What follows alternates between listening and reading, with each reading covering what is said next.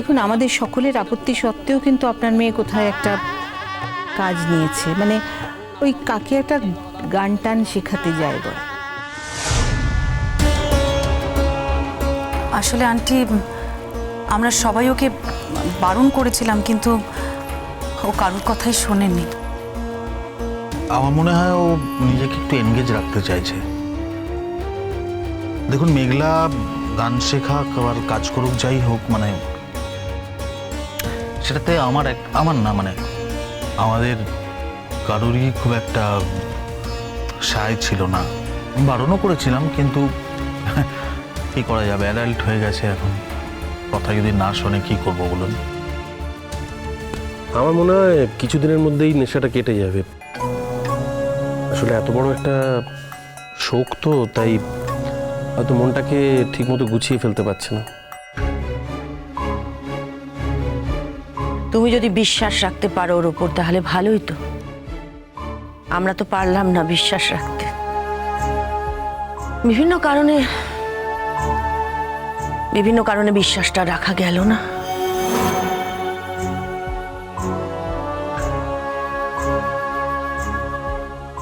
যাক বৌমা, আজকে ওসব কথা না হয় থাক। ওদেরই তো আরেকটি মেয়ে, এসব কথা শুনতে ওদের ভালো লাগবে না। আজ আর আমরা মেঘলা মাকে নিয়ে কোনো আলোচনা করব না। তাছাড়া মেয়েটার উপর দিয়েও তো কম ঝড় যাচ্ছে না। না না, একটা কথা আপনি ভেবে দেখুন দাদা, আমি কিন্তু ওকে বারবার করে বলেছিলাম যে মেঘলা, তুমি অবশ্যই আজকে আসবে, তোমাকে আসতে হবে, এটা আমার অর্ডার। তাও কিন্তু ও শুনলো না। তুই একটা কথা বল ছোট আমাকে, যে ওর কি সত্যি আজ আসার মতন মনের অবস্থা ছিল? ওর যে বাড়িতে বিয়ে হয়েছে সেই একই লোকগুলো আজ এখানে আসবে, ওর কত অ্যাসোসিয়েশন সমস্ত মনে পড়বে না? ও কি আসতে পারতো সত্যি?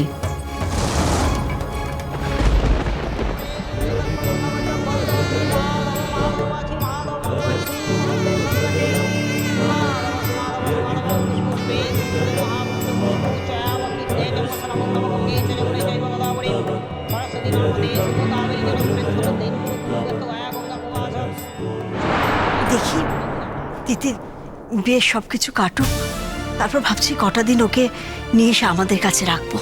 পারবেন না? চেষ্টা করে দেখুন, অসম্ভব। হাল ছাড়লে তো চলবে না দিদি, আমাদের চেষ্টা করে যেতেই হবে। আমাদের জীবনে ওই মেয়েরা ছাড়া আমরা কোনোদিন কিচ্ছু ভাবিনি দিদি, কিচ্ছু না। ওর বাবা তো বলছিলেন যে ওকে এখানে নিয়ে এসে রাখবে, শুধু তাই নয়, গুরুজির বাড়িতে পাঠাবে তালিম নেওয়ার জন্য। ও আরো গান শিখুক। গান ছাড়াও কি নিয়ে থাকবে বলুন দিদি? ওর জীবনে যা ঘটে গেল। শুধু ওর জীবন দিয়ে তো ঘটেনি দিদি, যা ঘটেছে আমাদের সকলের জীবনের উপর দিয়ে গেছে। আর এটাও তো সত্যি, যা ঘটেছে তার জন্য আপনার মেয়েরও কিছু ভূমিকা ছিল। আবার তুমি কেন এইসব কথা বলছো বৌমা?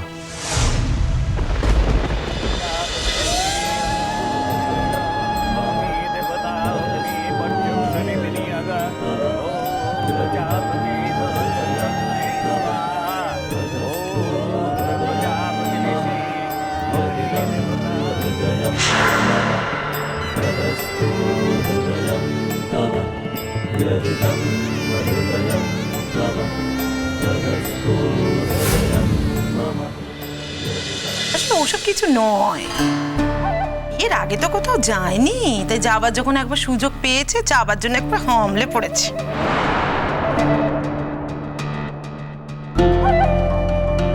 আপনি কি করে জানলেন? না না, আপনি কি করে জানলেন যে বিয়ের আগেও কোথায় গেছে না যায়নি? আর নন্দাদি, তুমি একটু চুপ করো না। আমরা এখানে কেউ মেঘলার সমালোচনা করতে আসিনি, আমরা এসেছি পিকলুর বিয়েতে। না, কথা উঠলো তাই বললাম।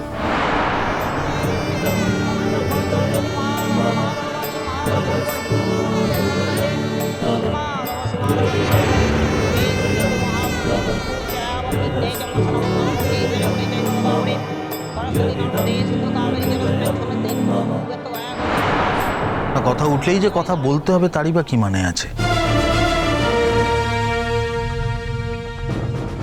দেখুন, মেঘলা বিয়ের আগে আমাদের সঙ্গে অনেক জায়গায় বেড়াতে গেছে, অনেক জায়গায়। এমনকি অনুরাগের সঙ্গেও বেড়াতে গিয়েই পরিচয়টা হয়েছিল, বুঝলেন?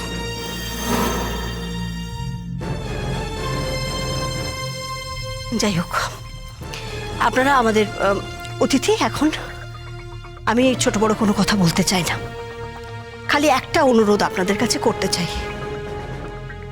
সবসময় সন্তানদের নিয়ে বাবা মার সামনে কথা বলবেন না, এতে বাবা মার বড্ড খারাপ লাগে।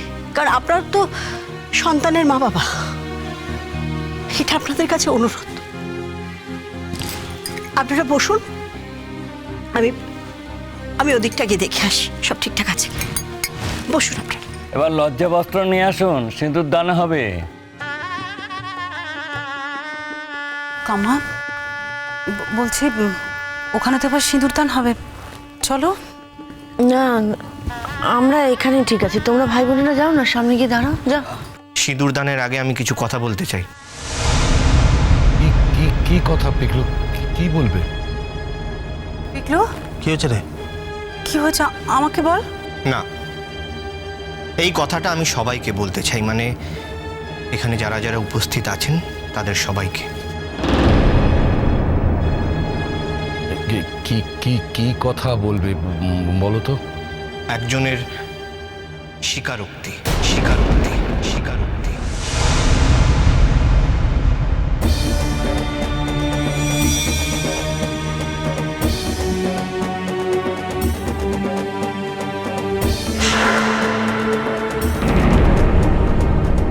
আপনারা তো জানেন যে আজকাল বিয়ের আগে ছেলেমেয়েরা মেলামেশা করে, এটা একটা রেওয়াজ হয়ে গেছে।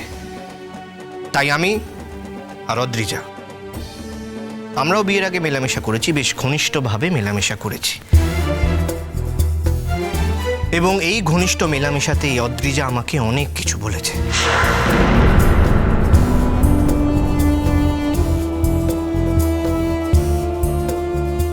যেই কথাগুলো শুধুমাত্র স্বামীকে বলা যায়, তাই না অদ্রিজা?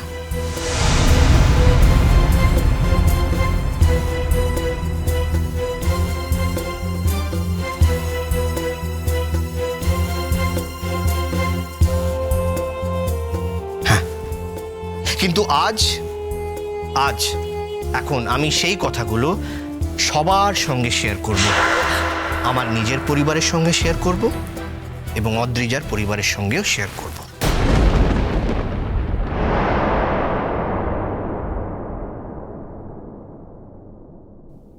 ওই তো মেঘলা এসে গেছে।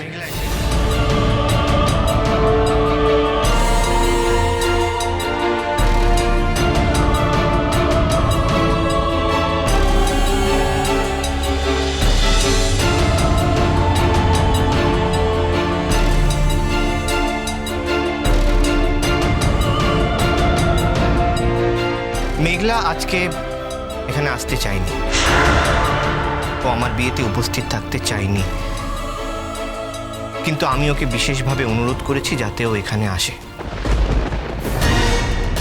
এবং তার সঙ্গে আমি গুরুজিকেও রিকোয়েস্ট করেছিলাম, বিশেষভাবে অনুরোধ করেছিলাম যাতে উনি মেঘলাকে সঙ্গে নিয়ে আসেন। কিন্তু আজকে গুরুজির সঙ্গে শুধুমাত্র মেঘলা আসেনি, গুরুজির জীবন সঙ্গী বিশিষ্ট গায়িকা কুর্চি দেবীও এসেছেন।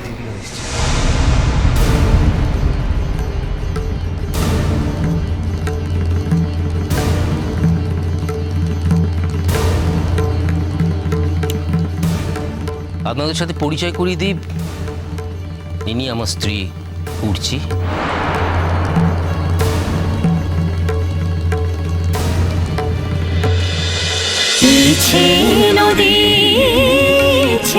নদী